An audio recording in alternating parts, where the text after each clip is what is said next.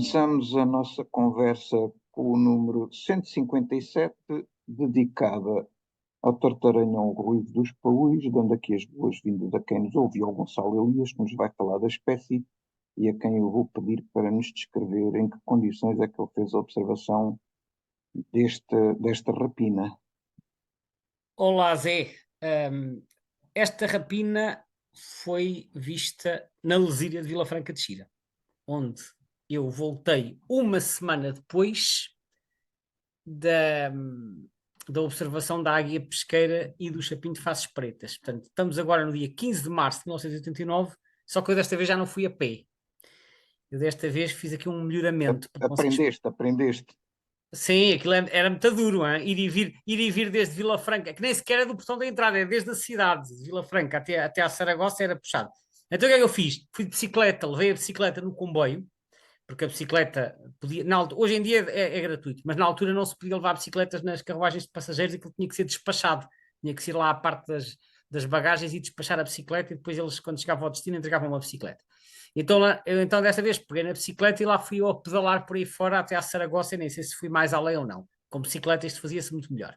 E então, nesta segunda visita à Lesíria, no dia 15 de março, é aí que eu vejo o tartaranhão dos paúis. Recorde-se que eu já tinha visto esta espécie, mas não tinha contado, que foi a famosa águia imperial do Montijo. Recordas-te dessa história? É verdade, é verdade. Bem descrita num dos primeiros episódios, que é o do Pato Real, salvo erro, é o número 15 ou 16, e em que eu na altura vi uma rapina com os ombros claros, fui ao guia, isto é águia imperial, aquilo dizia que ocorria em Portugal, até tinha lá uma bolinha ali perto da região de Lisboa, e eu pensei, é uma águia imperial. Depois mais tarde percebi que não era e risquei a espécie da lista, e retrospectivamente eu percebi que eu nessa altura no Montijo devia ter visto um tartaranhão dos paúis.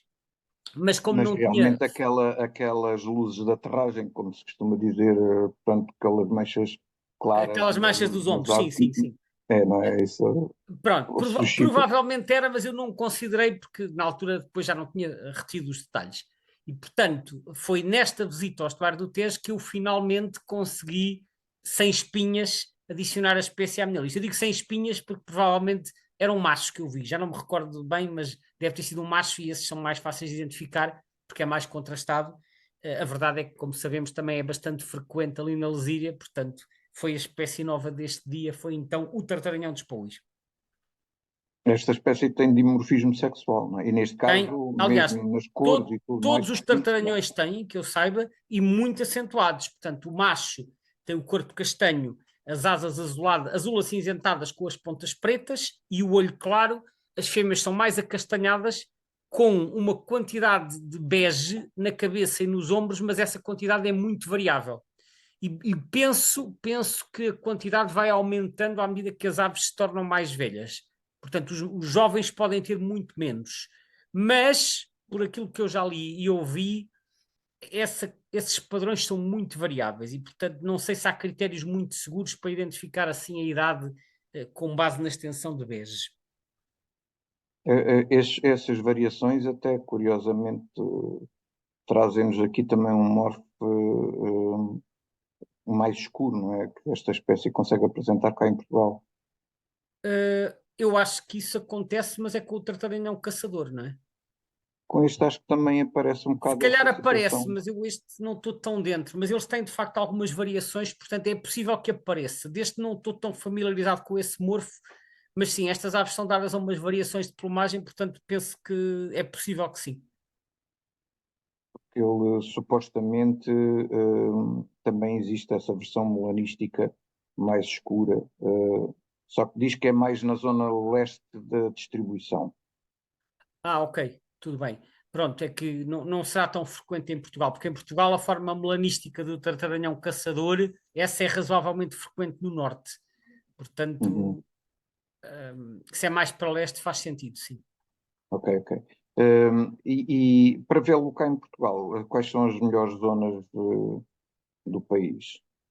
Epá, eu respondendo de uma forma assim um bocadinho genérica, isto hoje em dia vê-se quase em qualquer lado, desde que tenha um pouco de água e alguma vegetação, é uma ave que não era assim no passado, mas eles expandiram-se imenso e hoje em dia, desde que não seja em zonas florestais nem em zonas serranas, aparece quase em qualquer lado. Mas enfim, passo o exagero, de uma forma geral, eles são mais frequentes nas grandes zonas úmidas costeiras. Portanto, estamos a falar dos grandes estuários como o Tejo, o Sado, a Ria de Aveiro, são talvez os sítios onde este tartaranhão é mais abundante. Mas aparecem em estuários mais pequenos, em lagoas, em albufeiras no interior do país e até aparecem às vezes longe de água, em campos de cereal e noutros sítios. Portanto, tem uma distribuição alargada, mas como disse, o estuário do Tejo é um sítio que reúne uma população considerável e, portanto, continua a ser um dos melhores sítios. As estuários do Tejo, do Sado e a Ria de Aveiro seriam talvez o top 3. Também há alguns sítios no Algarve que também tem uns quantos. Mas ela nidifica por cá, certo? Muitos, muitos, muitos. Muitos E para nidifica, nidificar prefere de facto zonas úmidas, não é? sim, perto de zonas úmidas, embora às vezes se possam ir alimentar em campos de cereal. Aliás, até já há casos de nidificação em campos de cereal. É engraçado porque eu, quando comecei a ver esta espécie em Portugal, de facto só aparecia em estuários. Estuários e lagoas, portanto, estes sítios como o Tejo, né, assim, zonas úmidas, com caniçais, etc. E depois, quando fui a Marrocos, em 1993, fiquei muito surpreendido, porque comecei a ver tataranhões de paúis no meio das searas, que era uma realidade que eu não conhecia de todo.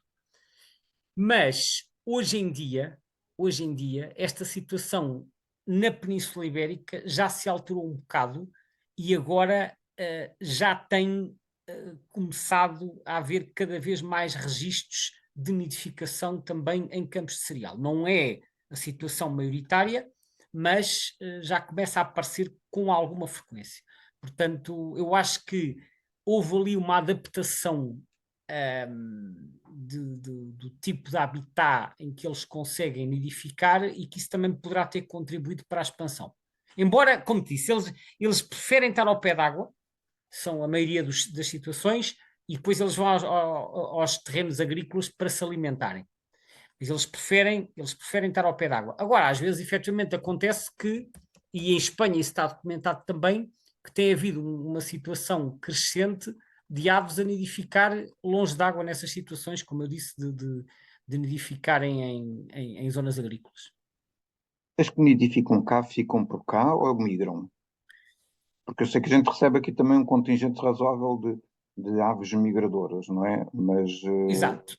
É assim, não se sabe completamente o que é que acontece aos que nidificam por cá. Eh, é que há, sendo de uma facto, rapina eu ainda tinha esperança que houvesse assim alguns estudos mais. epá, eu estive a ler o que diz o Birds of the Iberian Peninsula e eles até dizem uma coisa curiosa, que houve estudos desses com telemetria de aves marcadas, mas foi na Suécia. Atenção que este livro já tem alguns anos, portanto eu não sei se há estudos mais recentes na Península Ibérica, mas houve marcação de tataranhões de paus na Suécia e que esses estudos revelaram que a maioria dessas aves que nidificam na Suécia vão invernar na África subsaariana e atravessam a Península Ibérica nas suas migrações. Portanto, nós recebemos, além de termos aves nidificantes e de termos aves invernantes, ainda apanhamos aves de passagem que vêm do norte da Europa e que vão em direção à África. Os tartaranhões, ao contrário das grandes rapinas, não estão tão dependentes dos estreitos como Gibraltar para atravessar o mar e, portanto, não aparecem tão concentrados nestas passagens mais estreitas. Agora, sabe-se que de facto portanto, isto para dizer que não se sabe muito bem quantos é que atravessam daqui para a África. O que se sabe é que nós de facto recebemos muitas aves invernantes de outros países europeus e a análise de recapturas revelou que cerca de 40% dos que foram recapturados no inverno, 40% eram originários da Alemanha, 33% dos países nórdicos e 18% da Holanda. E depois mais casos pontuais de Polónia, França, Bélgica e República Checa. Agora, e também do Reino Unido. E também se sabe, portanto, sabe-se pouco sobre os movimentos das aves que nidificam na Península Ibérica, que era o que me estavas a perguntar, mas sabe-se que algumas aves anilhadas, adultos e juvenis anilhados no centro de Espanha, foram recuperados em Doñana, que é no sul, no inverno, e que duas aves anilhadas perto de Palência, que é na Meseta Norte, foram recapturadas, duas aves anilhadas como crias em Palência foram recapturadas em Marrocos. Portanto, as nossas também fazem movimentos. Não se sabe, Exatamente o que é, não é? não há informação para descrever na totalidade, mas sabe-se assim alguns casos destes que ajudam, pelo menos, a ficar com uma ideia. É que, curiosamente, eu também fiquei assim um bocadinho surpreendido porque com o seguinte aspecto, é que sendo uma rapina, e eu sei que cá em Portugal a maior parte dos esforços de estudar as aves incide sobre rapinas, não é? Sim. Não deixa de ser curioso quando a gente olha para a lista vermelha e a descrição da distribuição, que refere que de facto há um aumento significativo das áreas de reprodução, mas não sabem exatamente se isso representa um aumento do número de efetivos ou se é apenas uma questão de expressão também, não sei. Estás a dizer em Portugal? Sim, sim, sim. Refere que a área, além de para ser, a área de distribuição sofreu um aumento considerável quando comparada com a do Atlas anterior, incremento de 55% de novas quadrículas com evidência de nidificação, e com a que se conhecia quando os dois censos realizados, em 1990, 94 e 80 e 91. As perdas de quadrículas ocupadas que se observam no mapa comparativo muito provavelmente não correspondem a perdas reais, mas sim a falhas de detecção, dado que não houve um esforço dirigido para esta espécie. Bom, eu não sei se essa é a única interpretação possível para as falhas, porque quando nós olhamos para o mapa, quer dizer, o mapa o que nos mostra é, por um lado, um enorme aumento da área de locais de nidificação no Alentejo, no Alentejo interior. Portanto, isto é uma grande alteração que há. E por outro lado, portanto, ou seja, eles começaram a ocupar muito, se calhar, aqueles pequenos açudes que existem pelo interior do Alentejo, e tu agora tens dezenas de bolinhas em todo o Alentejo interior. Mas por outro lado, onde é que estão as bolinhas vermelhas? Ou seja, as que desapareceram, estão quase todas concentradas no Baixo Tejo e no Baixo Sado. E eu custa-me a crer que, sendo uma zona em que a espécie até era razoavelmente abundante, que ela tivesse escapado à detecção em todas estas quadrículas. Até porque, segundo julgo saber, as quadrículas situadas em áreas protegidas neste último Atlas ficaram a cargo do pessoal do ICNF. Penso que foi assim que ficou estabelecido. E algumas dessas quadrículas que aparecem aqui como tanda vermelho estão nas áreas protegidas. E eu penso que, sendo uma ave que é bem conhecida de quem trabalha nessas reservas, eu acharia estranho que elas continuassem por lá em bons números e tivessem escapado à detecção. Portanto, não sei até que ponto é que não houve aqui realmente uma diminuição, um desaparecimento da população nidificante no Tejo e do Sado. E vou dizer em que é que eu me baseio até para achar que pode ser o caso. É que em Doñana, e Doñana é uma zona, para quem não sabe, são as marismas do Rio Guadalquivir, que ficam ali entre o Elva e Sevilha, no sul de Espanha. Em Doñana, que é uma zona úmida, embora maior que o Tejo e o Sado, é do mesmo tipo, portanto é uma zona de marisma, é um estuário, tem caniçais, tem sapais, etc., embora seja maior, mas em termos de tipo de ambiente tem muitas semelhanças. E o que é que acontece? Em Doñana, eu vi um relatório que foi publicado há uns anos pela Sociedade Espanhola de Ornitologia, a quando da passagem dos 25 anos do desastre da mina de Asnel de Collar, e eles fazem um balanço do que foi a população das aves principais, aves de Doñana, ao longo dos últimos 20 e tal anos. E o que é que acontece? O Tartaranhão dos Pouis, em 2004, 2005, tinha 35 casais, e a partir daí começou a diminuir de uma forma continuada, e quando chega a 2019, 2020, 2022, já não tem nenhum casal. Portanto, o Tartaranhão, que tinha várias dezenas de casais, em 20 anos desaparece de Doñana. E é claro que eles explicam isto em parte com alterações de habitat, com a falta de chuva, com a seca, portanto, com a limpeza também de caniçais, ou as queimas para fins agrícolas, portanto, diversos fatores de intervenção no habitat e fatores ambientais. E eu, lendo isto e vendo este mapa do Tartaranhão com tantas bolinhas vermelhas ali à volta do Tejo e do Sado, é que não é uma ou duas, são para aí umas 20. Portanto, são bastantes.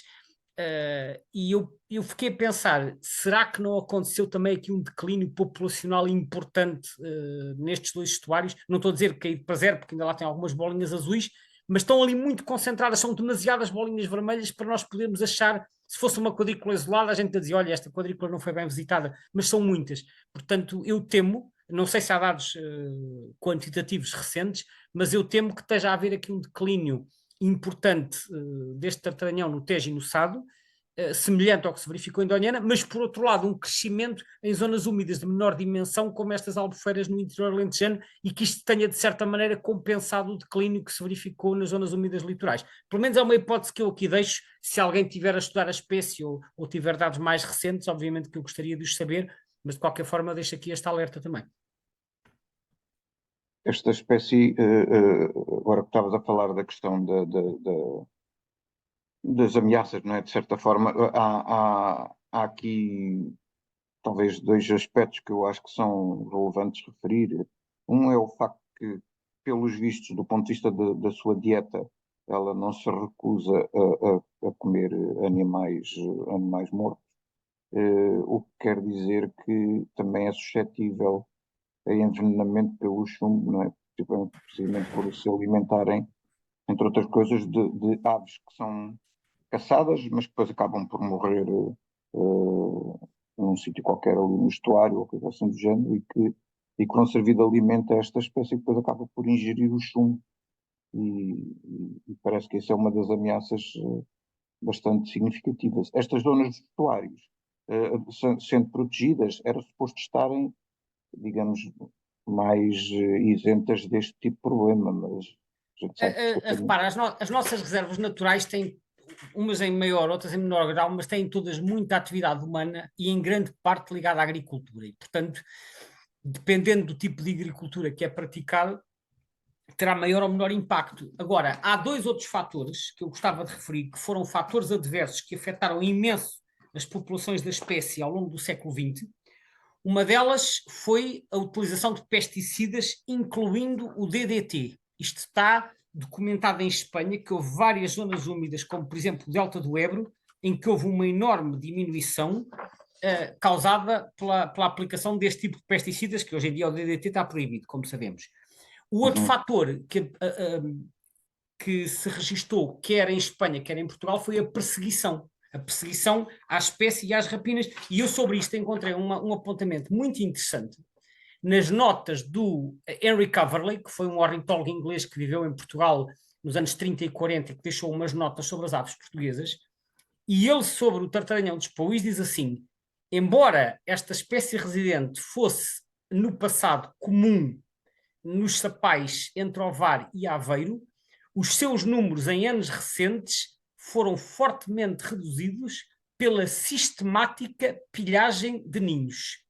Num dado momento, o município de Aveiro oferecia uma recompensa para os ovos de determinadas espécies que eram consideradas prejudiciais à caça. E não há dúvida que o tartaranhão dos Pauís foi uma das espécies mais afetadas por isto. Portanto, temos aqui mais um caso, mais um testemunho. Isto foi escrito por volta de 1945, mais um testemunho de que os próprios organismos do Estado ofereciam recompensas pelo abate de aves de rapina porque eram considerados animais nocivos. Isto fazia parte das famosas campanhas dos nocivos. Portanto, o Coverley, neste caso, descreve a situação da Ria de Aveiro para o caso das rapinas e do tartaranhão dos Pauís.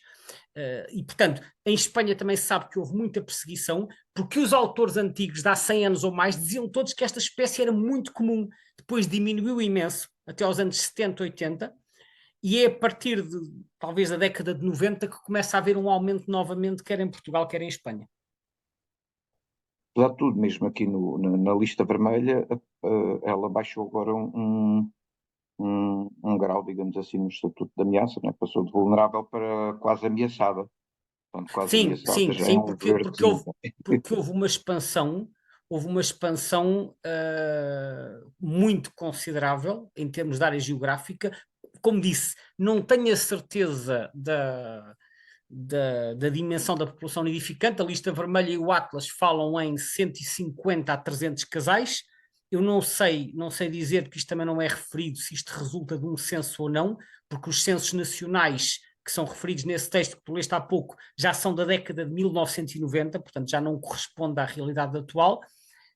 A única coisa que se sabe é mesmo do aumento da área de distribuição. Portanto, pode ser 150 a 300 casais, pode ser mais ou pode ser menos, não sei. Portanto, agora, como eu te disse, em Espanha aumentou em algumas zonas, mas em Doñana a população desapareceu, não é só diminuiu, desapareceu completamente. Portanto, penso que pode estar a acontecer aquilo que acontece com outras espécies, que é sai de uns sítios, vai para outros, o que também mostra alguma capacidade de adaptação, porque o que se sabe em Espanha é que a expansão do regadio e a criação de arrozais em certas regiões desse país tem contribuído para a ocupação de novas áreas geográficas. Portanto, esta espécie parece ser uma espécie também bastante adaptável a esse tipo de transformações. Vamos aqui aproveitar os últimos minutos para falar um bocadinho sobre a questão da taxonomia ou do nome científico desta espécie. O tartaranhão ruivo dos paúis, que às vezes nós também chamamos de águia sapeira. Eu sei que tu não gostas muito do termo águia porque não é uma verdadeira águia, não é verdade? Como é que ela foi descrita inicialmente e qual é que foi o percurso, digamos? Muito bem, então, começando pelo nome científico.